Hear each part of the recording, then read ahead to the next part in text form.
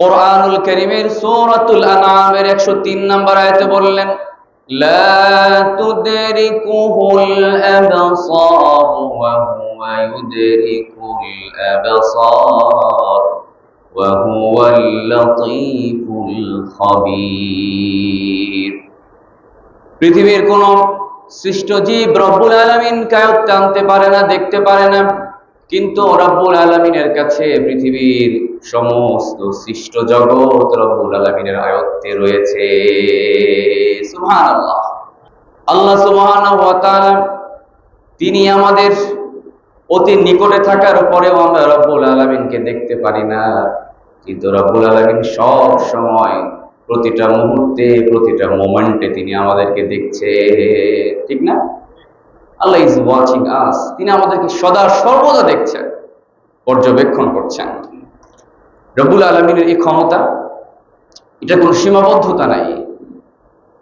এই ভূগর্ভের ছোট্ট একটা প্রাণী, যে প্রাণীটা সাধারণ চোখে দেখা যাবে না, মাইক্রোস্কোপ যন্ত্র দিয়ে দেখতে হয়, সে ছোট্ট প্রাণীটা এখন কি করছে, কি খাচ্ছে, সেটাও কে দেখছেন? আল্লাহ দেখছেন। শুধু তাই নয়, সেই আটলান্টিক প্রশান্ত মহাসাগরের অতল গভীর সমুদ্রের তলদেশে সবচাইতে ছোট্ট যে পোকাটা রয়েছে, সে ছোট্ট পোকাটা এখন কি করছে, কোথায় ঘুরে বেড়াচ্ছে, কি খাচ্ছে, সে কি খাবে, এটাও কে দেখছেন? রব্বুল আলামিন দেখছেন। এবং তাকে রিজিকের ব্যবস্থা কে করে দিয়েছেন?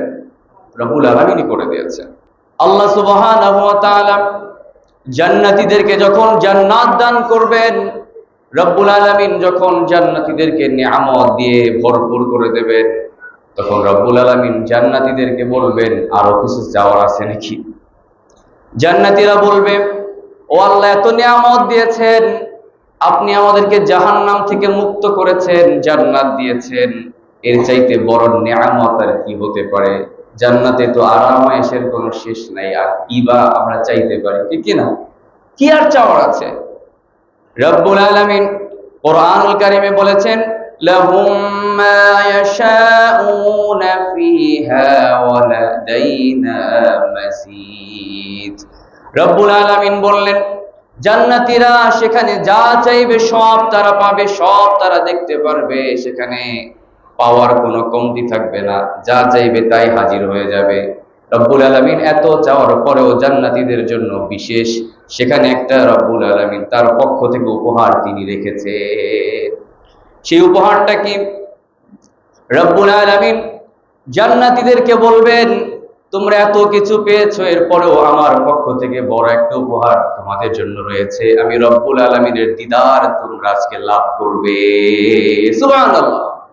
রব্বুল আলামিন তার দিদার জান্নাতীদেরকে দান করবেন। জান্নাতীরা কত শত বছর যে কেটে যাবে অপলক নয়নে রব্বুল আলামিনকে দেখতেই থাকবে, সময় অতিবাহিত হতে থাকবে, কত সময় যে তারা তাকিয়ে থাকবে, কত সময় যে চলে যাবে সেটা কেউ কখনো কল্পনাও করতে পারবে না। সুবহানাল্লাহ।